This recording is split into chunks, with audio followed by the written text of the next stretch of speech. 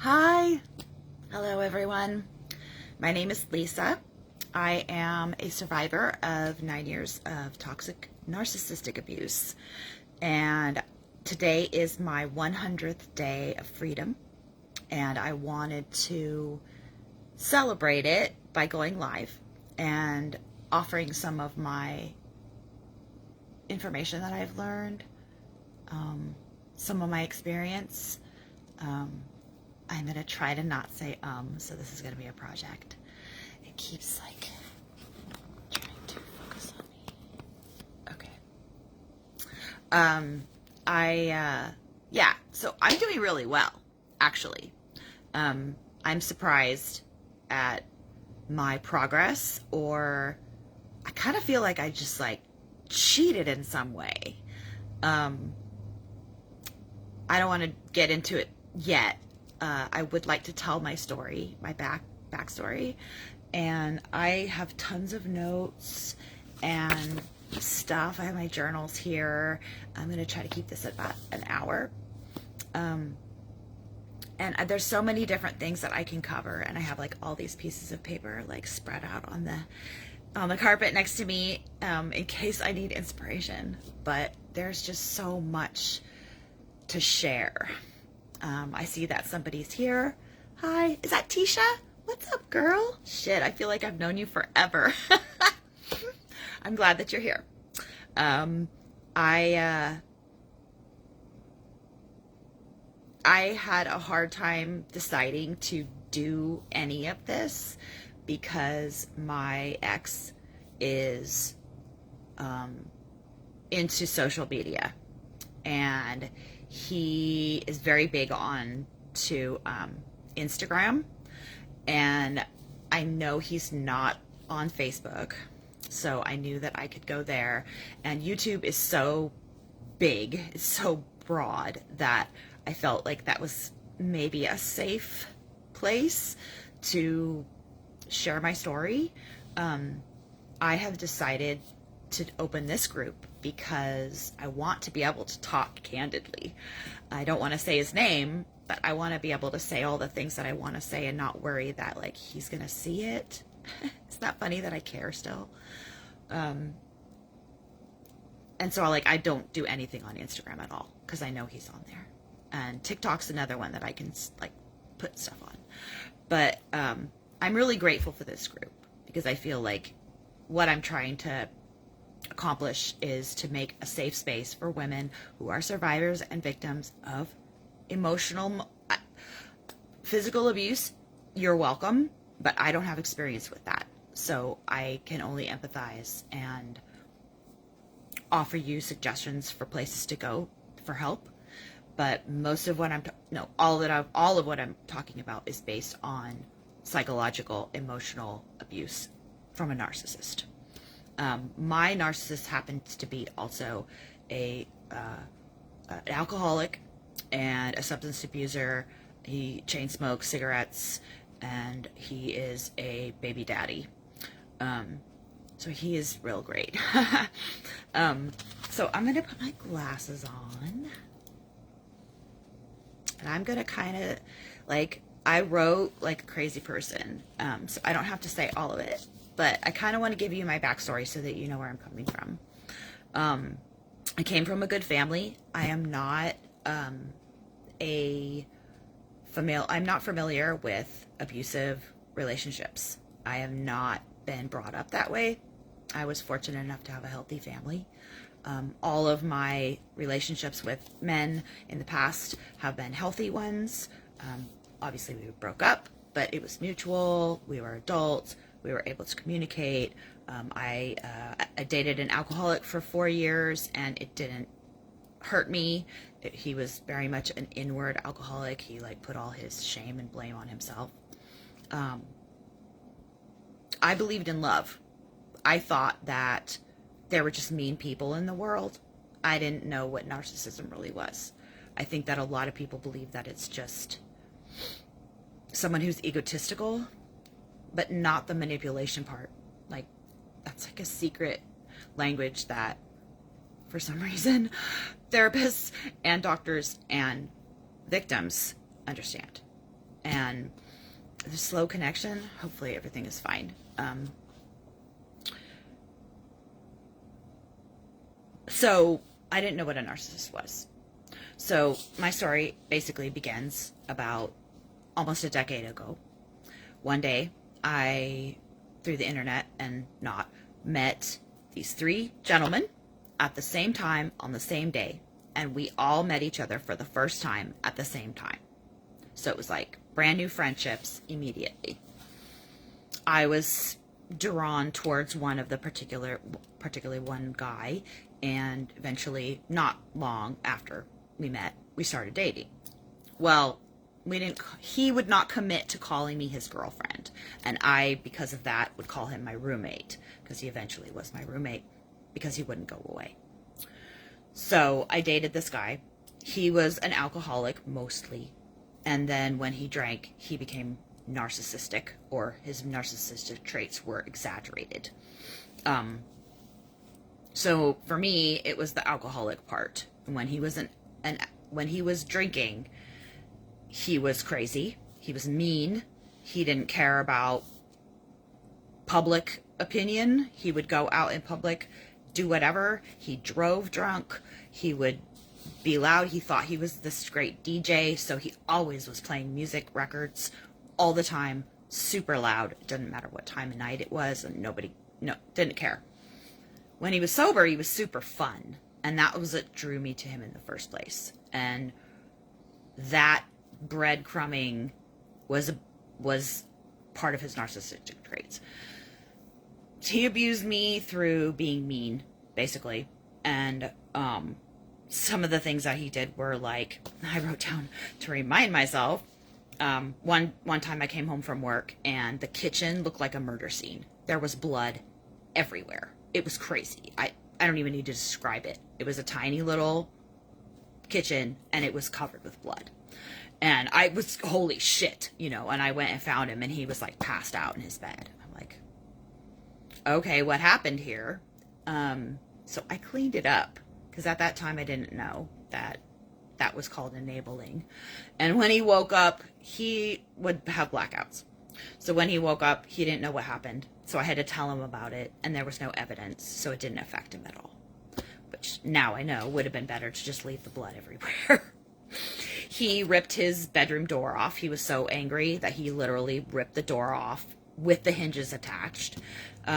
He broke his window because it was such a beautiful sunset that he wanted me to see it without the window being in the way.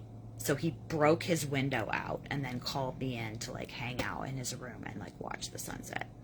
The other time that he broke his window, he was so angry at me and I had escaped onto the deck that he smashed his window open, a different window, of course, smashed that window open so that he could yell at me from inside. He locked me out once when I was in my pajamas and it was snowing out. That was fun. I think that might have been the same day that he broke the window to yell at me. And yes, he had no filter in public.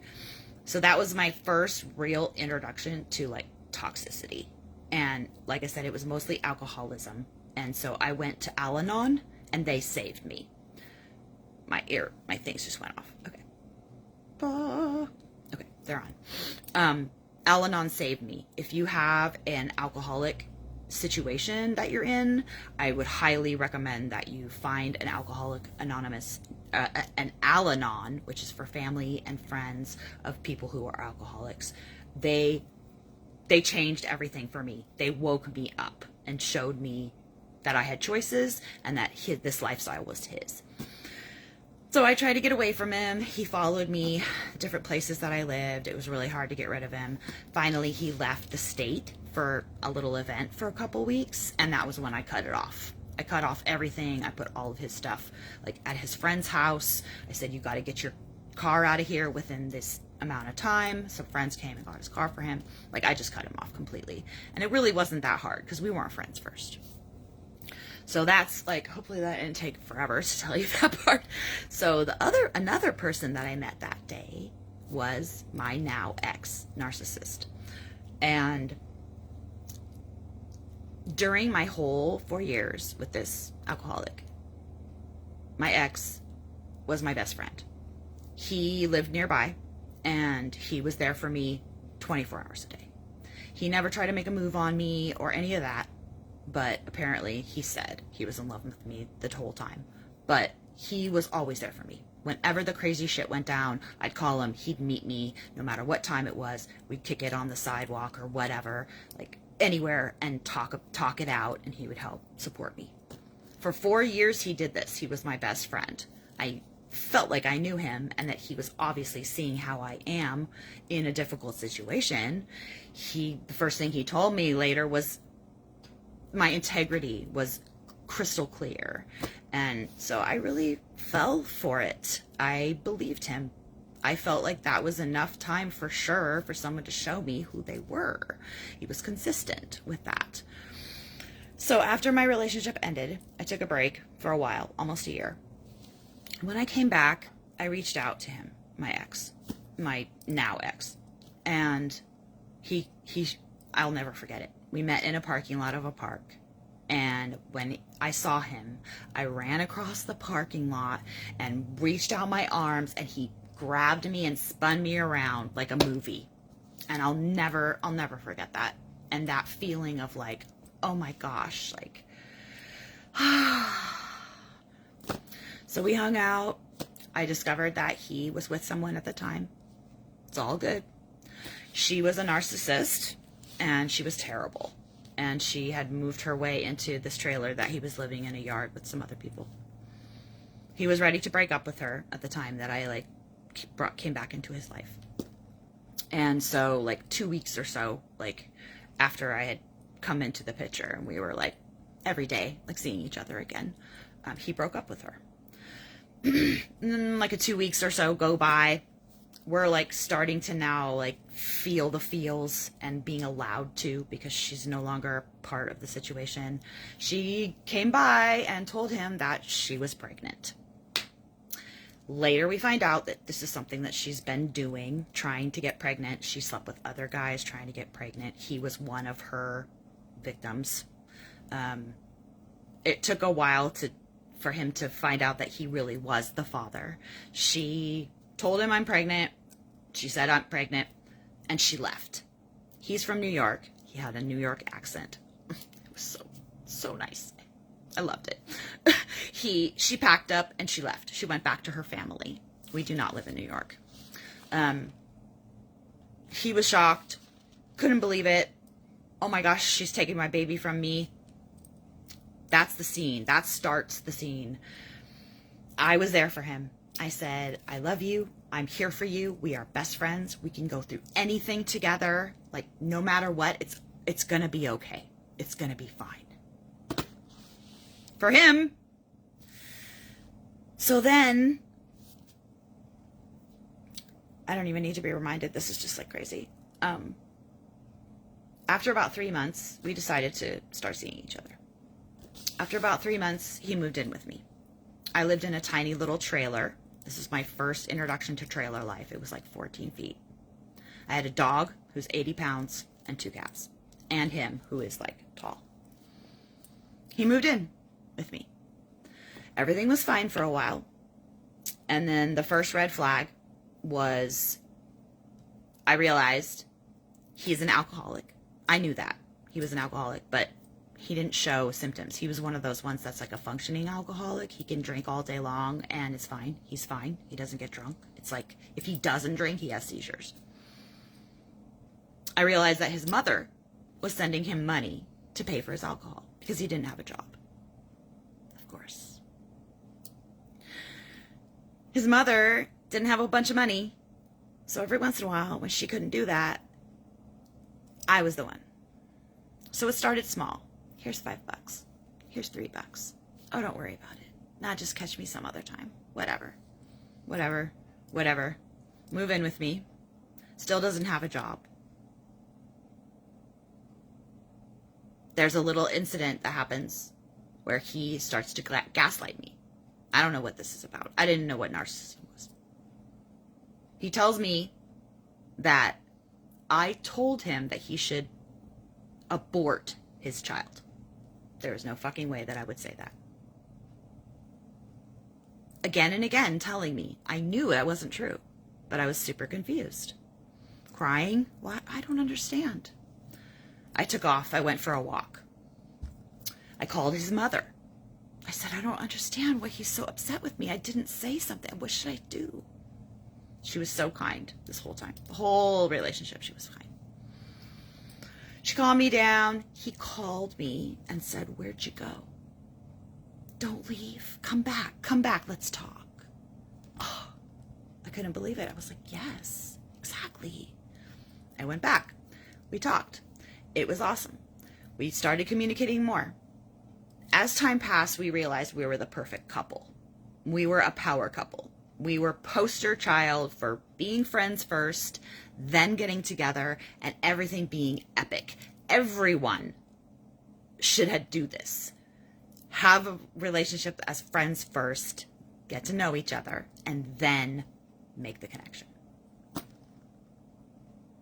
Lo and behold, we eventually moved, still in a trailer. I was still supporting him 100% financially, while he was always online trying to take care of the courts with his child. That was his out. His excuse for everything was because of the child.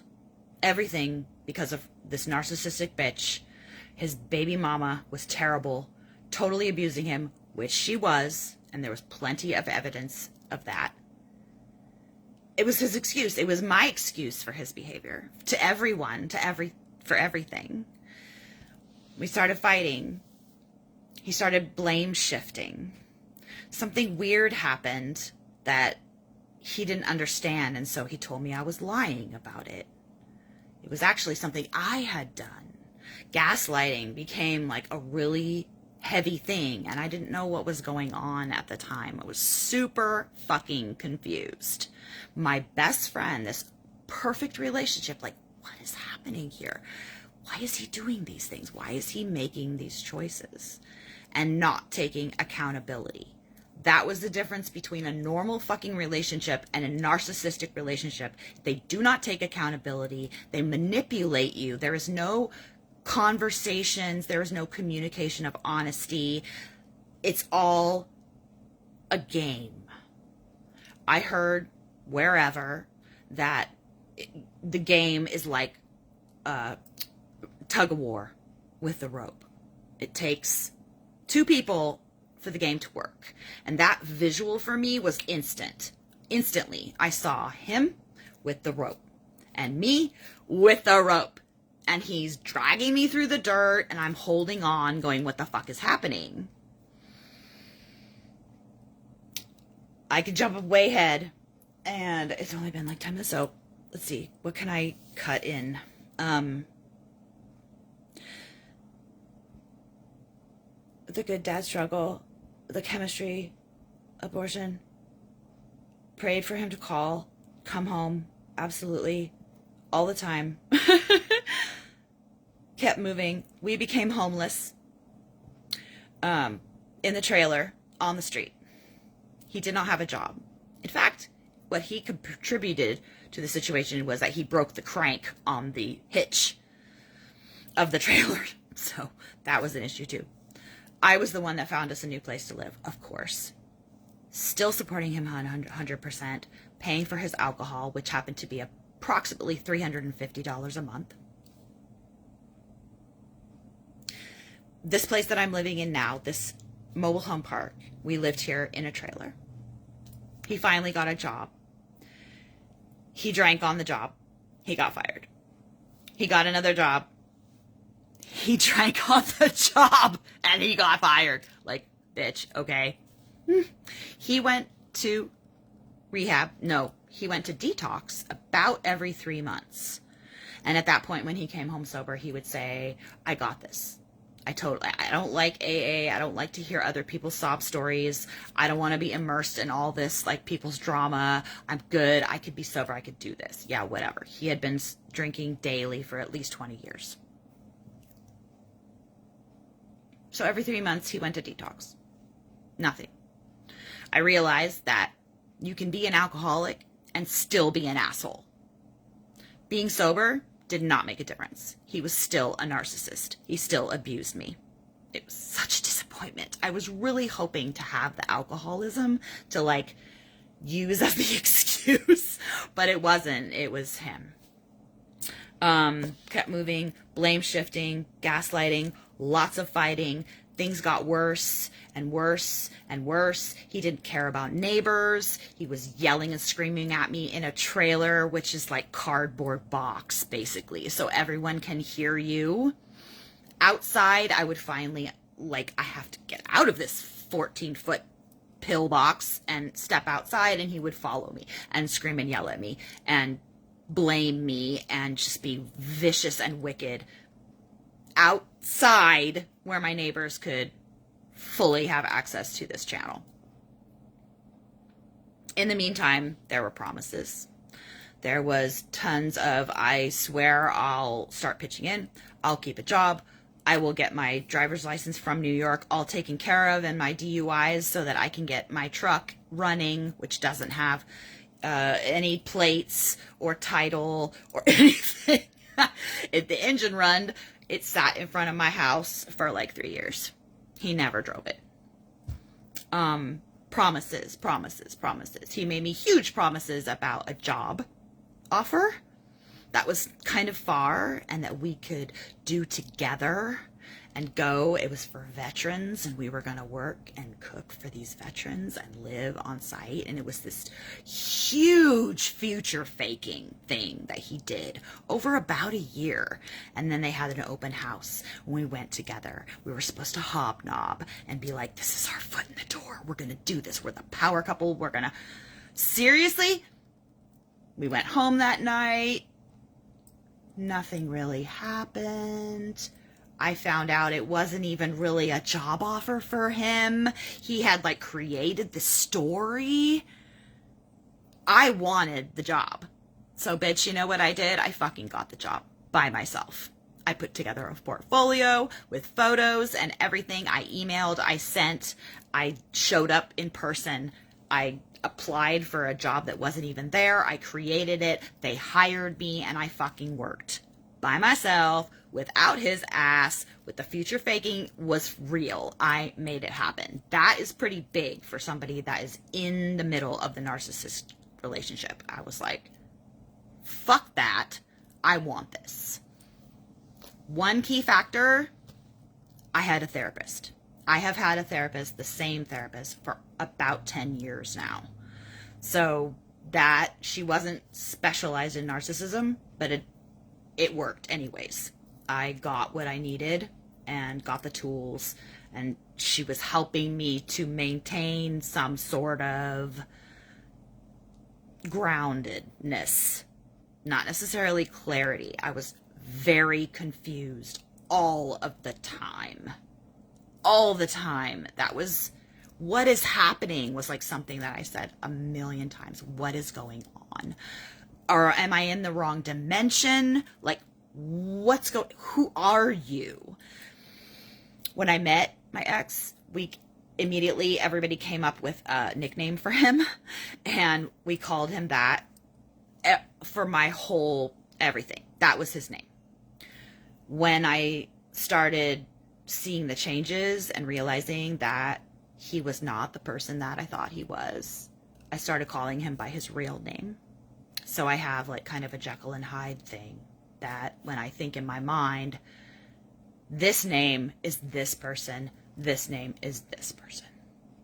And I had told him even before, it's like the evil twin or something. Like, this is the person I love. This is the person that I promised. This is the person that I wanted to be with, to marry, to give everything, to trust. And then he like went away or something, and his evil twin came in and took his place.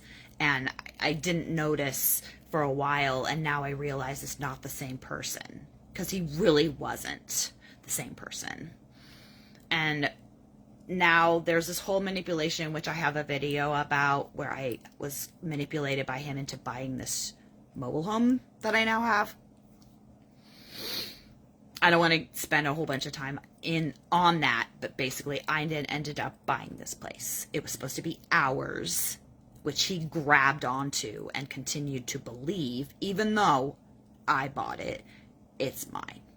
I do all the work. I did all the work. I did all the labor. I paid for all the supplies. I did all the stuff. It didn't matter. It was ours, according to him. So that meant that he didn't leave. He didn't leave. About 2 years ago, I met a girl and online through Blazing Babes. Tisha, I want to say that you were on there too, and that's how I know you. I met this girl. We remained friends, face videoing, chat all the time, every day.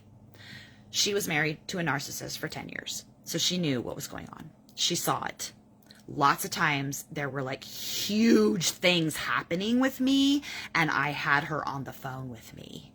And lots of times I went into my truck and closed myself in the truck, and he would do things to me, at me from outside, and she was my support inside. And one time he climbed in the window to get me when I was in the truck. That was terrifying. So she told me what narcissism was. And basically, she saved me because she handed me the book, the rule book. She handed me the answers. I was constantly, what the hell is going on? Why is this happening? And she said, here, this is why. I'm giving you examples from my own experience. And I was blown away. All of a sudden, everything made sense. It wasn't okay, and I didn't approve of it, but it made sense suddenly. I had the answers. I could get out, and there was a reason for things, and there was something that I could control, which was, in my past, I've always been in control of my life. To give it up for as long as I did, from the best friend part to 100 days ago, it was 9 years. So I consider all of that my narcissistic abuse, all of it. Because the beginning, was that even fucking real? That pisses me off so bad. I can't even fucking get into that part. How mad I am that my best friend turned on me like that, right? I just totally lost my train of thought because that makes me so angry that was almost half of our relationship was, I don't know, was it lies? It seemed so real. And I think that is why I was with it so long. We went swimming. Oh my gosh, like all summer there are swim holes and all these awesome places here to go. I had my dog with me all the time. We would go all kinds of places and adventures. Like, I just went through my pictures because I'm going to try to like save them on another platform or whatever. And all these pictures of us, I couldn't erase a single one. Every single one I looked at, I was like, look at how happy we are. This is the other guy. This is the other guy. And one of the things now I'm remembering that I said in the beginning, that I feel like I cheated somehow, is because right now, only 100 days after he left me or whatever, finally it was over, I'm good. I am not missing him. I do not want to go back. They say, 9 times? The average time that you return to your narcissist is 9? Fuck that. I broke up with him like 3 years ago, and through text, because I was at work and he was harassing me.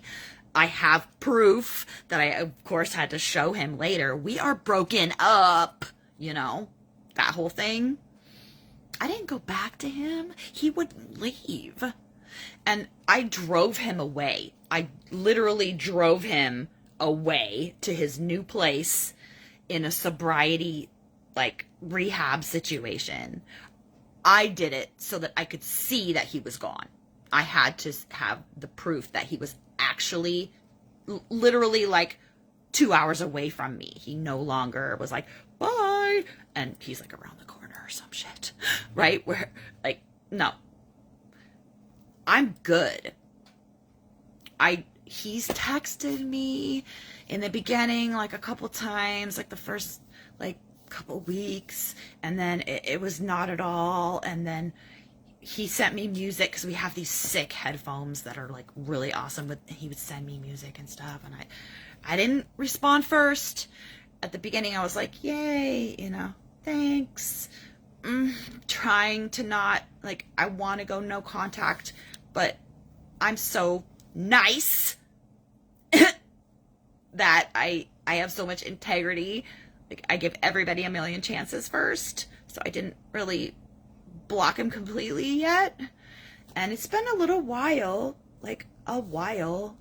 and he today, on the 100th day, he fucking sent me a picture of him and some guys like hanging out in some room. It wasn't even like a good picture. I was like, this has got to be an accident. What the fuck is this? Which was good, because I didn't respond. I was just like, okay, whatever. Maybe that's motivation for me to just be done with this for reals. But seriously, the reason why I think I'm fine now is because in the relationship, I was woke.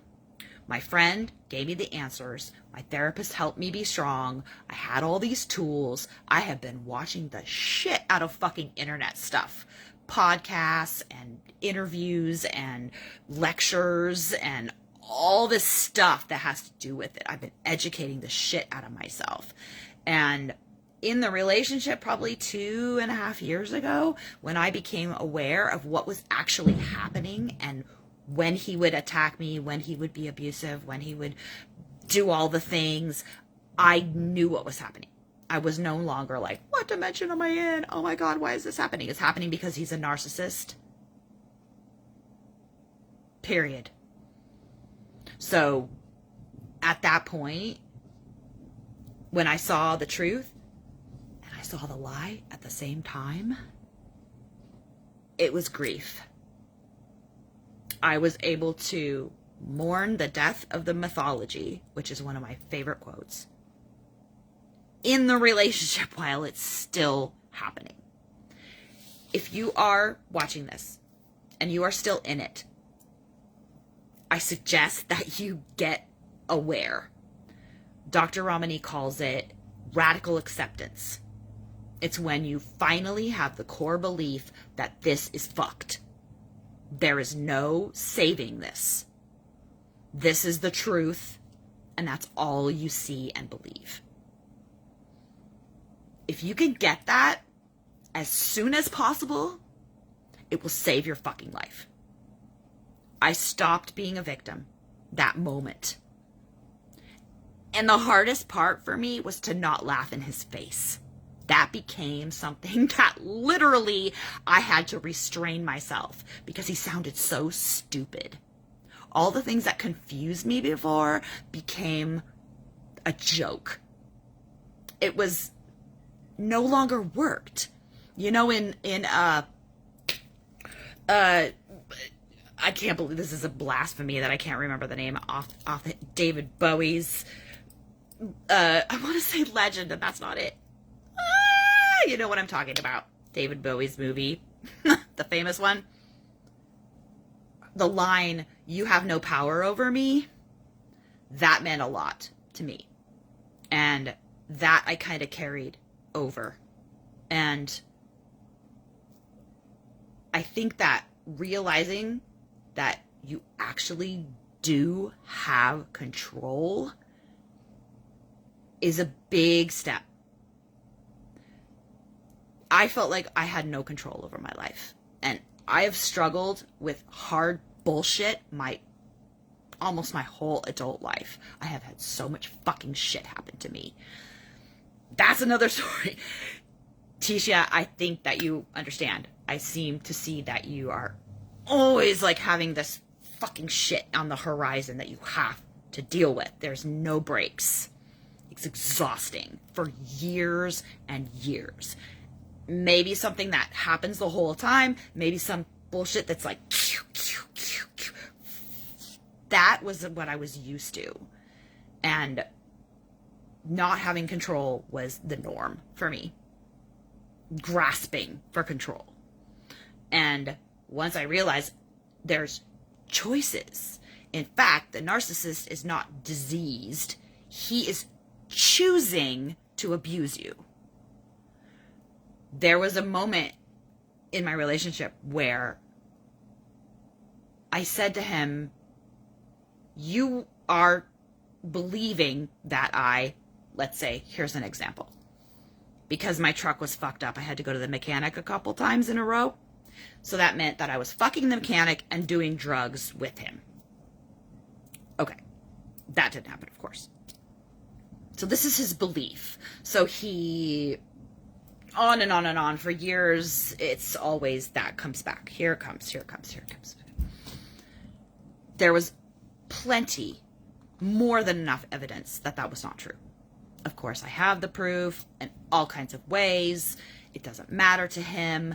He's still insisting that I'm doing this. And once I became aware, I realized that if you're in a healthy relationship and you think that your partner is doing something bad, you bring it up to them. You say, I think you're doing this. They say, I'm not. You say, show me the proof that you're not. So you show them, and because they love you and it's a healthy relationship, they want to believe you. They give you the benefit of the doubt. They look at the proof. They realize that they made a mistake. Maybe say, I don't know why I feel like this is happening. Can we talk about this? Maybe there's something in our relationship that I'm not understanding or whatever. Fucking normal shit. They want to believe you. They don't want the core belief that you are fucking somebody, the mechanic, and snorting drugs in the, in the garage.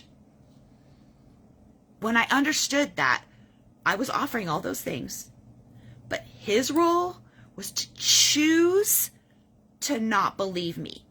Even though 1,000,000%, I would say everyone in the world would agree with me.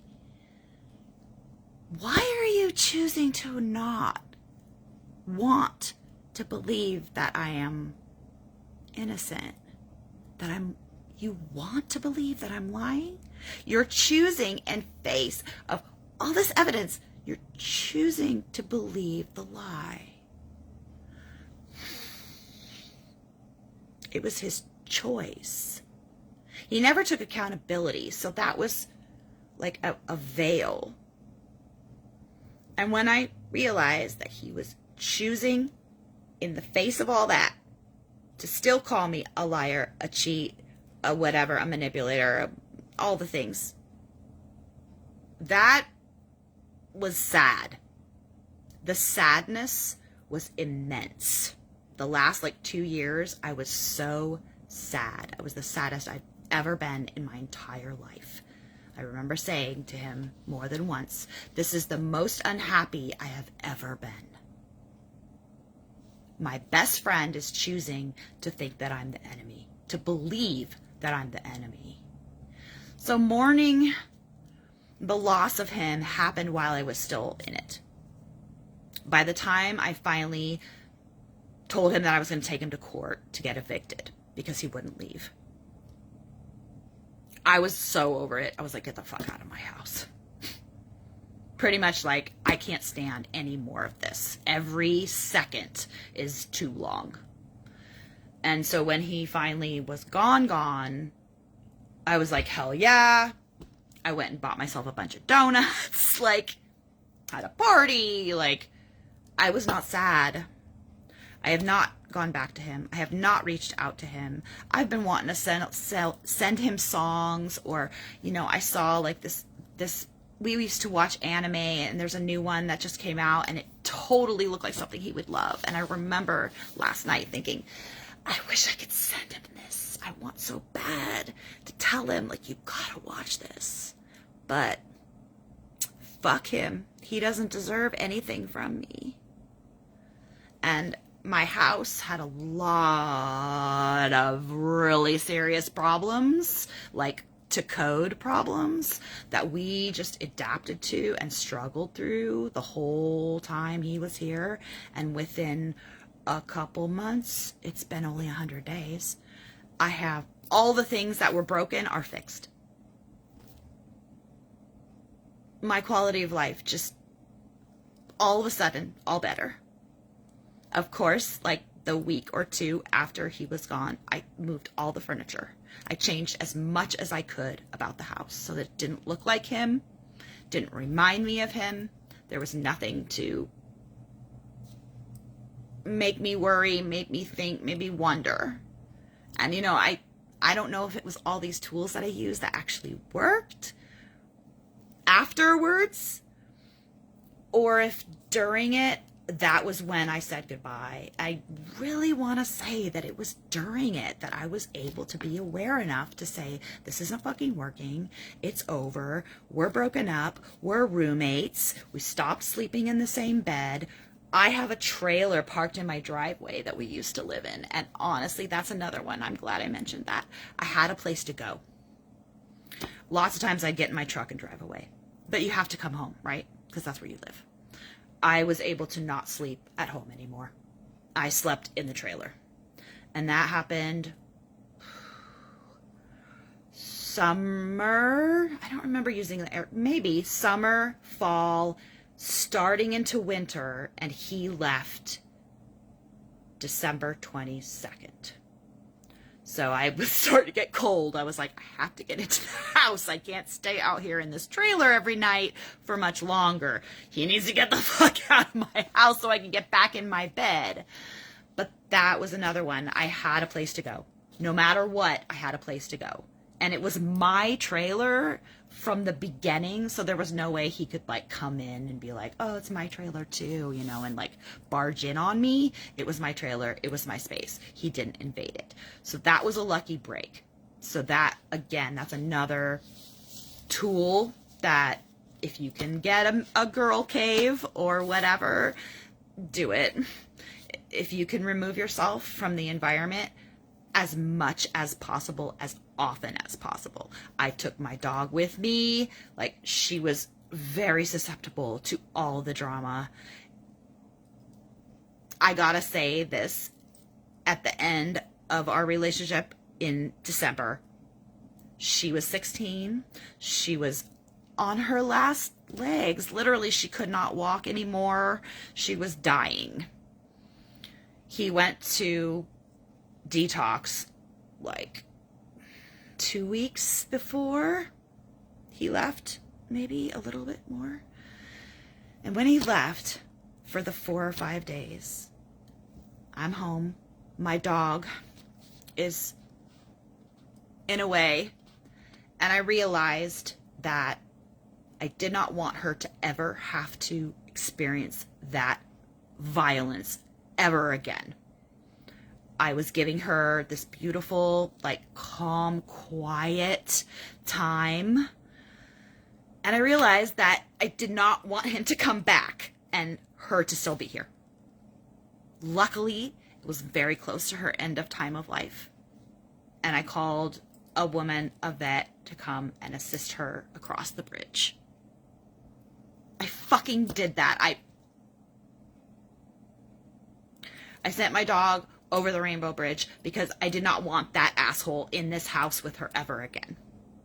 That is something I will never, ever forgive him for.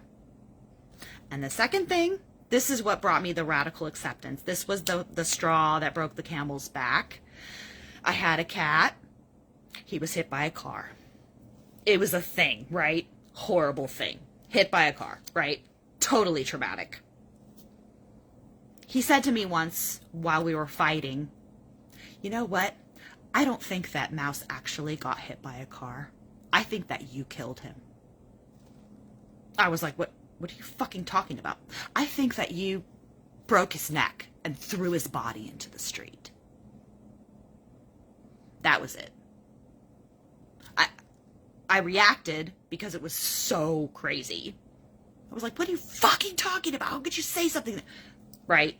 That was my response. Well, it wasn't the first time. It wasn't the only time. He did it again. The second time he did it, he was more vicious. He was more in my face.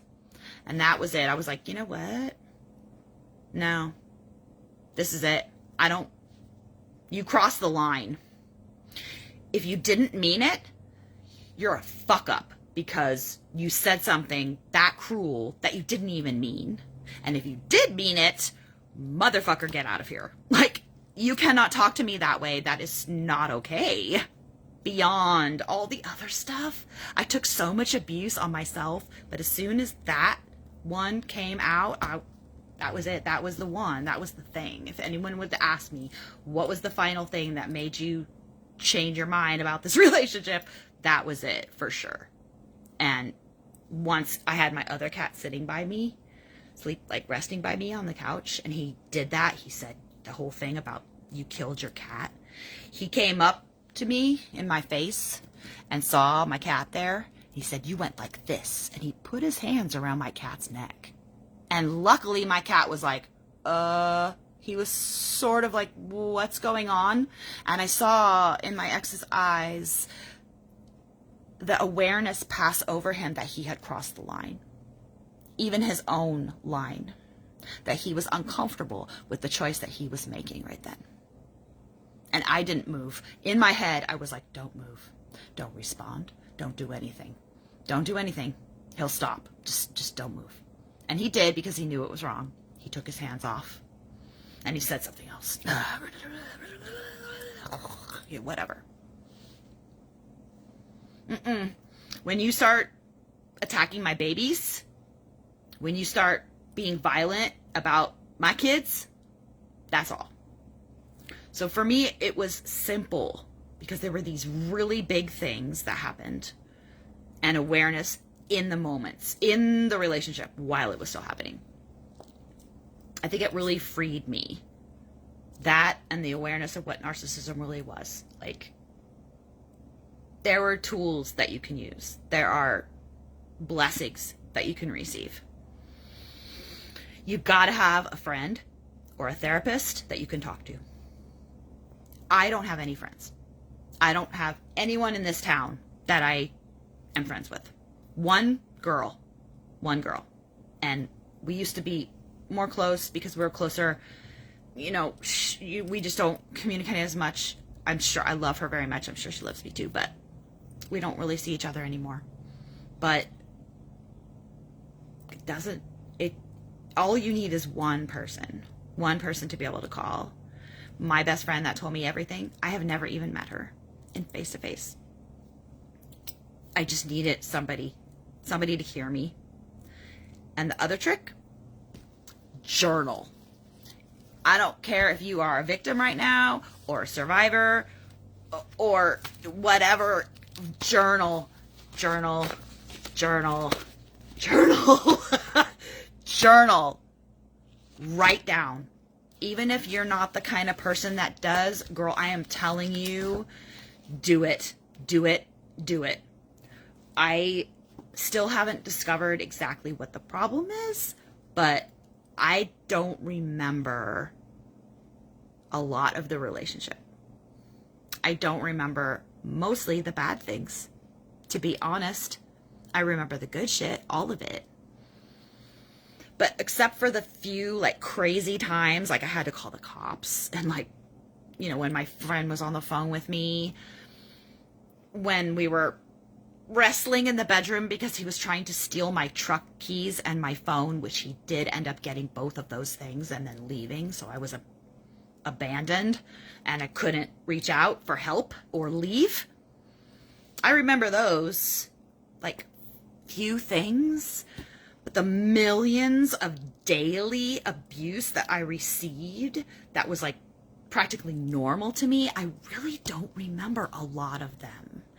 And that could be a lot of things. If you have advice or suggestions or ideas about that, please put them down. I've mentioned them to my therapist and we haven't really like reached that vein yet, but that's something that bothers me a lot. And because I journaled constantly, pretty much constantly, I can look back and be reminded. And like, I wanted to read some stuff. I don't have time this time, but it's crazy to look back and remember. I really want to remember. And a tip that I learned from someone who's awesome that you need to look up online is Dr. Romani. She is a specialist in narcissism, mostly and she is focused on survivors. But she was just a wealth. She was a Bible for me. I turned to her over and over and over. And one of her suggestions is to do something called an ick list, I-C-K, an ick list. Just start writing down all the bullshit that happens. Everything you can think of. All the crappy things, no matter how small, no matter how petty, no matter how simple they may seem, or big, or whatever. You don't have to elaborate. Just start a list of things. He blamed me for this. He thinks I stole this. He thinks that because I lost weight, it means I'm cheating on him. I have like 5 minutes. Ah! Stop. Just start a list. I did mine on my notebook on my phone, 2 phones worth. And I just would go and write, add something. And after I want to say maybe less than a year ago, I got my phones and I went to check it out to look at my ick list, right? And I'm like, wow, okay. I'm kind of reading most of them, and holy shit. I was like, what the fuck? Brum, brum, brum, brum, brum, brum, brum, brum, brum, brum. 2 phones for days. Some of the stuff was written twice, but maybe 5 things. It was crazy. It snapped me. I was like, whoa. I mean, the journaling is awesome because it's detailed. It's like, oh my God, this is happening right now. I'm in my truck right now. This is happening. Or last night, this is what, blah, blah, blah. In the moment, lots of writing, puking up what's happening. But the ick list is bullet points. Bullet points for days. I want to offer it to you guys somehow to see it. I wanted to take a picture, but it's impossible. There's so much. And when I watch these videos and watch these interviews and hear these lectures and these podcasts, and they're like, oh yeah, and when it's really bad, it's this, and then they could even do this and this. I'm like, yeah. Pretty much all of it. I've been there. I survived. 100 days ago, I drove that asshole to rehab. I really hope that I never see him again. I wanted to end this video, which I didn't say any of the stuff I planned. I just went for it with my 100th mark.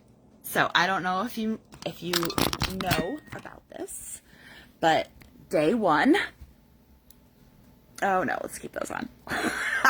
Day 1, I decided to put a mark on my wall.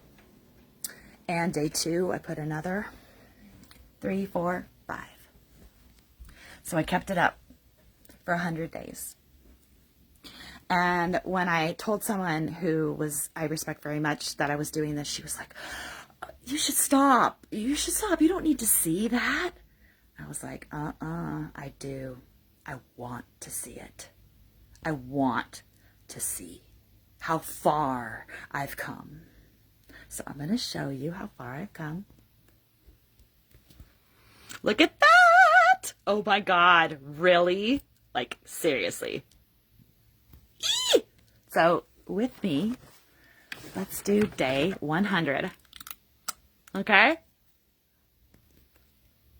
Okay, here we go. Yes. I'm going to keep going until it's all done. I do not have a problem with that. I'm proud that I have made it 100 days. And I really look forward to when I can say it's been 100 months. I really don't think I'm going to make it for 100 years. But if I did, I would still be proud of myself. I feel like I broke an addiction, and I am not going back, ever. And I created this group. I created my channel and my page for victims and survivors of emotional abuse. specifically narcissists. I'm super glad that you decided to reach out and join me on this healing journey. And I want you to know that no matter what, whether you are a victim or a survivor or just curious, I'm here, and all of us are here to support you. We will answer questions. We can analyze stuff. We can brainstorm. We can share tools. We can teach each other. We can show fear and then show relief. You're going to make it. You are making it right now. The fact that you are even listening to me at all, you're no longer a victim. You got this. So 24 hours a day, my goal was to have this particular page, the Safe Sisterhood, for 24 hours a day, someone is here. I would love it if whoever in Afghanistan is struggling and she reaches out and says, I'm freaking out. I don't know, you guys. What do I do? I'm lost. I'm blah, blah, blah. And somebody is up. Somebody sees. And one of us responds. Even if it's just a heart. Even if it's just, I'm here for you. I hear you. You have a voice. And we got ears. And you know what? The survivors have answers. So you're not alone. This is not the end. You have control. You have choices. Not talking about physical abuse where you may not have a choice at some point.